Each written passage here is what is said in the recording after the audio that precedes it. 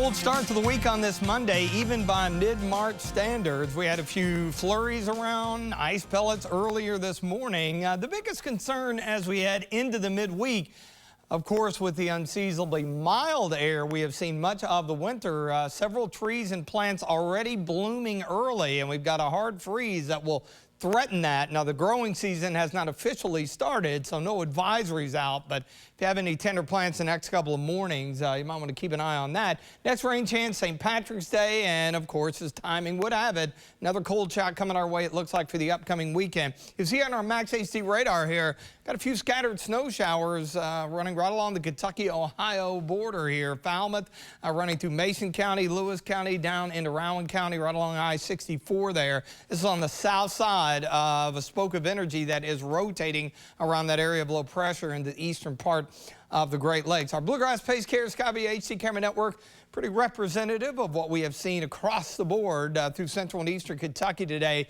Low overcast, breezy conditions northwest here at Richmond and EKU, 32, and with that northwest wind at about 10 to 15, those feel likes down into the low 20s. So a very unseasonably cold day. In fact, a good solid 20 to 25 degrees colder than where we should be. Our average highs mid-50s now, and you see the feel likes down into the 20s. Those aren't going anywhere as that wind stays up. If anything, they'll go down a bit. So there's your low that's going to head into New England. They're looking at a nor'easter through the northeastern states with 60-mile-per-hour winds along the coast. Interior snows upwards of 8, 10, 12 inches. That northwest flow stays with us for the time being, but high pressure's on the move, and that is eventually going to bring some drier air in.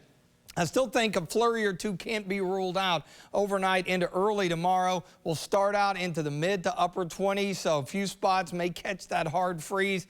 Not tomorrow morning. We'll definitely see it as skies clear out into Wednesday morning. We'll get into some sunshine tomorrow afternoon, but with that northwest wind, I think highs either side of the 40-degree mark. The high builds in, and after the cold start on Wednesday, decent recovery. We'll make our way up into the low 50s, and then we'll tack on a good 10, 11 degrees as the high heads to the Carolinas. Southwest flow picks up out ahead of our next rainmaker, and we're headed toward the low 60s, so up and down we go.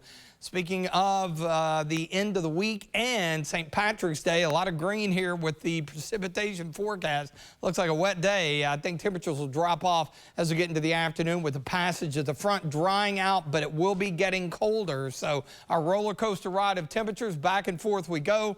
You see the initial cold air now relaxes out a bit. We get into some milder air briefly, but then when that next front moves on in, we're going to be back in the cold just in time for the upcoming weekend. So cold, still a little breezy overnight. We'll see mid to upper 20s. A flurry or two can't be ruled out even into tomorrow morning, and then partly to mostly sunny skies by the afternoon, either side of 40 for the high, so still chilly. In the extended forecast, better Wednesday, and then we're back in the 60s on Thursday.